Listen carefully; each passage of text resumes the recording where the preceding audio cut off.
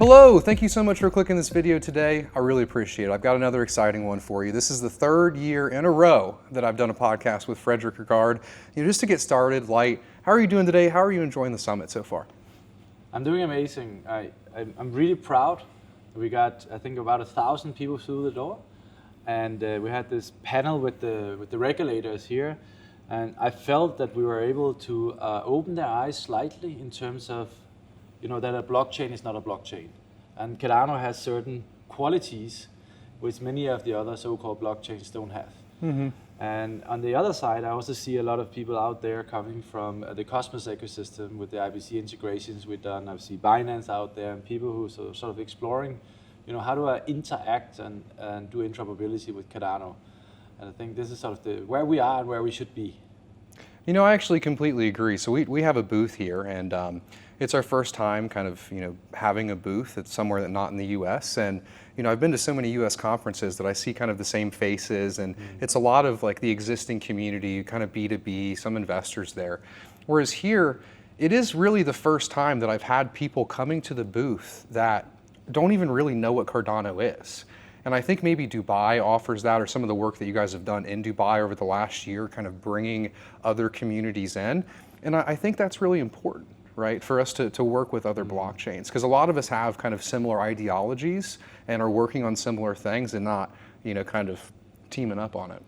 Yeah, so I've been here now for, I think, 8-9 days. I'm a little bit, it's a bit fluffy, right?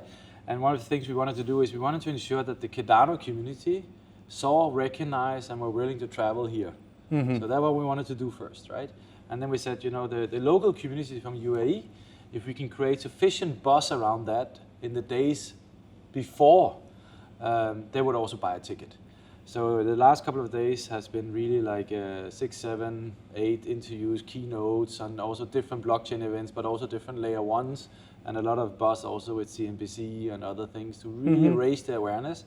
And I think that's some of the people you see coming in here now who is like, wow, this was really interesting. And I want to learn about Cardano. And, who's the best teachers of Cardano? That's the people who's been living Cardano since 2017, right? Yeah. And when they see a whole room full of people who just love Cardano, it's very hard not to be excited. Mm-hmm. And, kind of for years, there has been some narrative in other communities that's kind of negative about Cardano. And it's just so refreshing to have people come to our booth openly curious and getting excited about our ideas and kind of, starting to think. And, it was nonstop, from essentially 9 a.m. this morning, people churning, and that's exactly, what you'd want in a conference like this. So, we were so busy that I actually missed the talk with Binance. Is that happened, or is that coming in the future? You have not missed that. I haven't missed it. Okay, I won't ask a question about it. We'll save that one then. That is later today, yeah. Okay. So Rika Singh and me, we are having a fireside chat. Mm-hmm. And I think a lot of people is looking forward to that. And for me, what was really important is because Binance is such a big player, but it's also a player in transformation. Yeah. They're really transforming the business model. And I think I'm working strategically to ensure that we get more traction with players like that. Yeah. Because I do think we have projects in the portfolio, if you can say it like that, of the Cardano ecosystem who deserves the attention a Binance or an OKX can give them. Historically, Binance really supported Cardano. Like all the way back in 2017, Binance was the only place that you could get ADA that was like a large exchange or institution. So, I mentioned that we did that podcast last year. What are the key moments that stand out for you in the past year? Well, since you mentioned Binance, one of the key moments was definitely that the Cardano Foundation built the new Rosetta 2 version on Java, which basically increased the user experience for Binance users when they do any interactions with ADA. So I think that's amazing, and it's really a double-digit improvement. Plus it upgrades the architecture of Binance for other use cases. So hopefully that's going to help us also in the future, maybe potentially with native assets and other things. Then of course the further development of Icon has been dramatically great, because now we have Rosetta with Java, right? And then Icon and the Rust environment, which comes along those lines. And I think this has also been really, really good that we now have Pluto's version 3. We have Icon and Aligned, and that means you have developer choice. Mm-hmm. And I think that also pushed some of the research and the academic drive around, hey, what's actually possible? And we see things are possible, which even the researchers didn't know. Then a private one was for me also special, right? Is the Merkle Patricia trees. I don't know if you're familiar with that. Slightly. Yeah, so we took the whole Bitcoin blockchain and put it into one block on the Cardano and ensured that it could update as Bitcoin keeps ending blocks, which basically means we are now part of, or could be seen as being part of securing the data integrity of Bitcoin. Now, I don't really think that's needed, but what it shows is the data availability layer and how you can do these things. So it's an eye-opener in terms of certain enterprise use cases. Then we continue pushing Hydra and the state channels, and we are now in a state where we can see real, we can do real things with it. We can run an exchange, a telco company. The IBC sidechain, which we are finalizing out of the foundation as well, will allow you to spin up business SDKs with business processes, but anchoring into the security of Cardano, which I think is truly amazing. And one of the things which, a long time ago, World Mobile and others was really screaming about. And I think the fact that we now actually showed that yesterday at Cosmos, at the Cosmos event live, which is amazing. Again, we can show something live, which is so complicated as two different blockchains working together. I think that's also, really mind-blowing. Then there was, of course, my visit to NASA. I saw that. Yeah, I think that really also opened my eyes over that, it is really worth fighting for this. Because if a space agency can be happy with the integrity of Cardano, we can go to the highest level, right? And then when you add on that and you see now that the Dubai Police Firearms Department has confirmed that we will continue rolling that out. And I cannot say everything I want to say about this, but I say that international law enforcement have now reached out to Dubai Police based on the Cardano research, so the research we did in the Cardano Foundation together with Dubai Police and the hash algorithm we've developed there. Is exactly what global law enforcement want to have as a global platform. So you still keep privacy with the citizens. And you don't have to share privacy across border. It's so native to some of the tenants we have in Cardano. And then, of course, simply working with so many passionate and bright minds, not just in the Cardano Foundation, but in the Cardano ecosystem and beyond. The fact that we can work strategically with the Ethereum Foundation about quantum research. I mean, who would have thought that, right? I don't think a lot of people even know that. Oh, okay, yeah. So who would have thought that, right? Yeah. So I think coming Christmas is a time to reflect, and I hope that you and I can have a Christmas Glühwein, we call it in Switzerland, and talk about these reflections because it's just moving so fast. The largest problem, as I see it right now, is three things. It's governance. There's going to be a fight. Right? It's a positive fight because it's going to be constructive and so on, but we need to get to a very good constitution in the first try. And it's going really the right way, and it's the right way of doing it, but it's going to be a fight. And in that fight comes also the budget and the budget disbursements. So we are going to be quite busy with ourselves as an ecosystem. Yeah. Rightfully so, because this is about the future of Cardano. Yeah. But we can't do that and also convince nation states, large enterprises, other DeFi protocols like Osmose on Cosmos is really interested in integrating through the IBC side bridge. Right? We can't keep the focus on the adoption line while we are discussing the other part. Even though we are big, we are not that big. We need to pick our battle. And there's a battle to be had right now where we, for the first time in the Cardano ecosystem, through the Chang hard fork and through the learnings of the last and the hard fork before that we have this enterprise-grade chain. Now, BLS gives us actually the ability to do proofs on Cardano. Now, it's not a native CK rollup solution, but we can do proofs on Cardano, which is sufficient that we can do things with global law enforcement, right? So right now is actually where we need to really start thinking about what use cases are we going to push through, and as a community really talk about, so we become famous for these really big digital transformations where blockchain really matters and really can move lives. And the third is that we're going to have an architectural talk, right? As with governance and the blueprint, right? comes now also a new discussion about, how, where are we going with Cardano 2.0? And I think Charles is just his knowledge and his forecast about taking the right choices in the last, close to 10 years.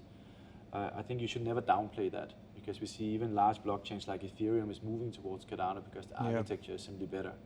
But on the flip side, we now have people in the community who is so good that I really feel that they should also have a say in the roadmap of Cardano going forward and a contribution towards that.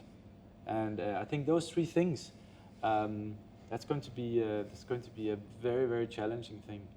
But if you just get two of them right in any kind of constellation, Cardano is going to be 50 to 100 times bigger, in the next 1 or 2 years. I agree completely. I'm curious. So, governance is here and it is coming, right? Chang +1 is pretty close to happening. So, we actually just submitted, from an Atrium perspective, an info action on chain, and the question was, should we increase K?